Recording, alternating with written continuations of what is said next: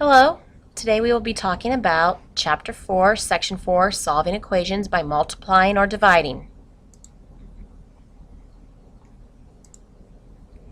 Okay, to begin with, we have solved equations using addition and subtraction.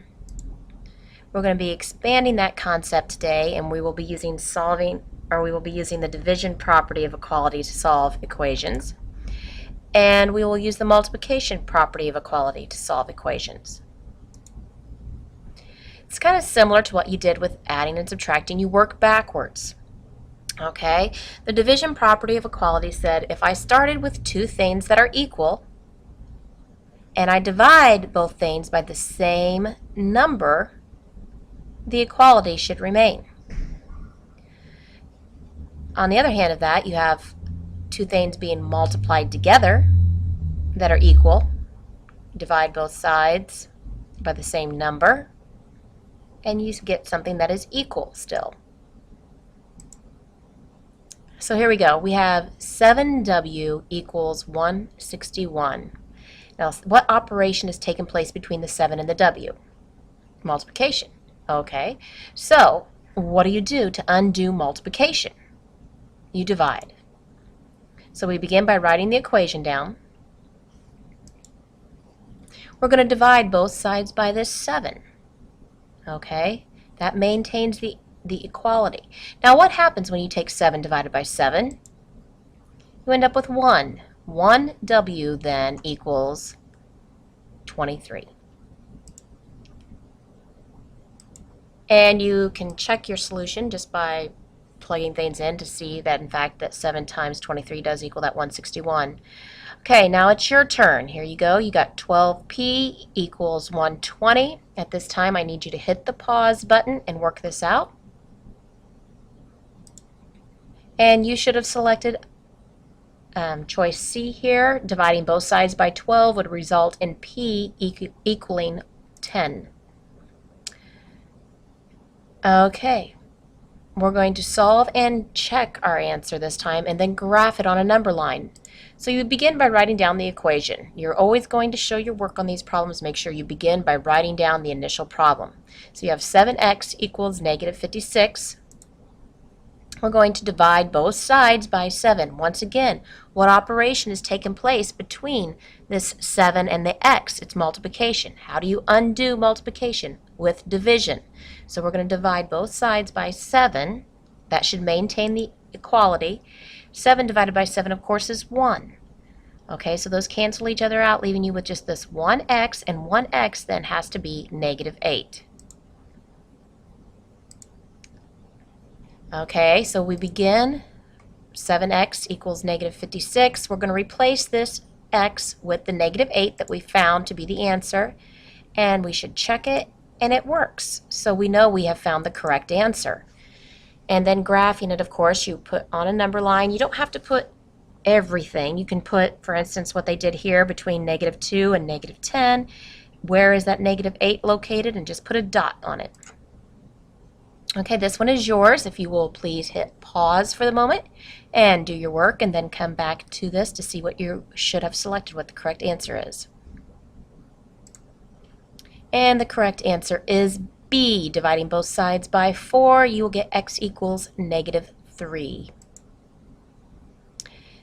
Esteban spent $112 on boxes of baseball cards. He paid $14 per box. Write and solve an equation to find how many boxes of cards Esteban bought. Okay, so we know the price per box times the number of boxes will equal the total cost of the cards. What is the thing we don't know? We don't know the number of boxes purchased, so we're going to let B represent that number. The price per box, of course, was 14. The number of boxes is the unknown, that's B. And the total cost of the cards was $112. So that's the equation we will begin with. How do you solve this equation? Well, you know that 14 is being multiplied by B. You want to find out what one of these B's equals, so you've got to separate the 14 from the B. How do you undo multiplication? You divide. So we divide both sides by 14, and we get B to be 8. So we can check our answer by plugging 8 in for that B. You can see what happened here. And we get 112 equals 112. So 8 boxes must have been what Esteban bought. And try this one. Ooh, donuts.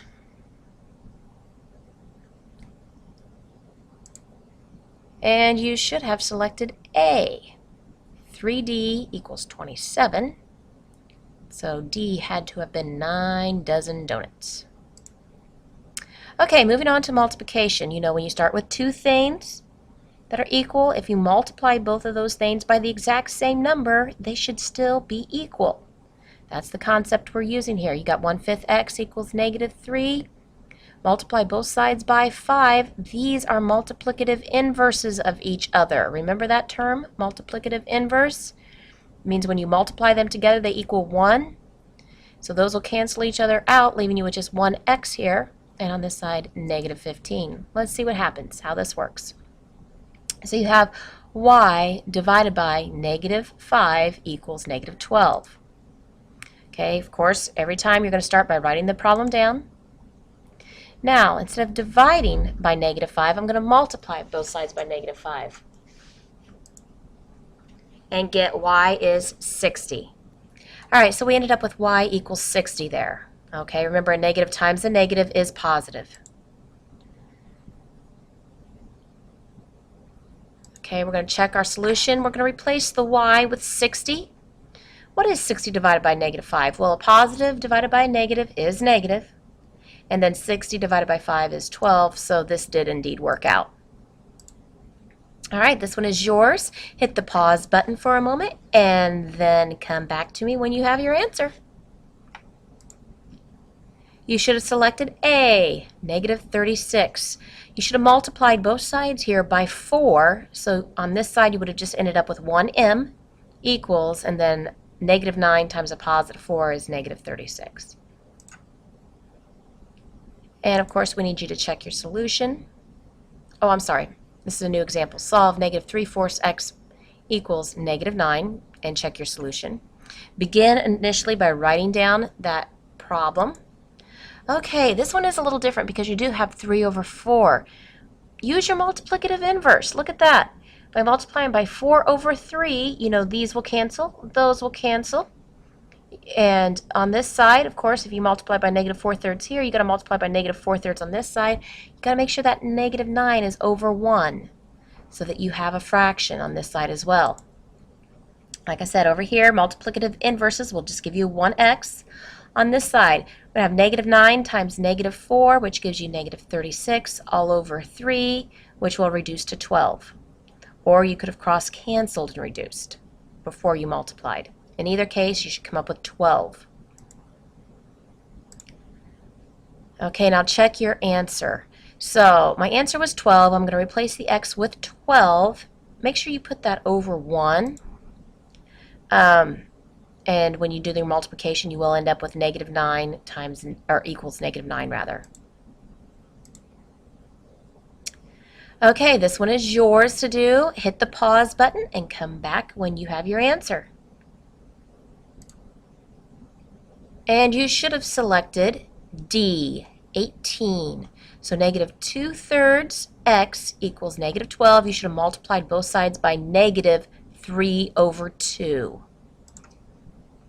And that's it. And you need to look at My Big Campus and see what I have in store for you next.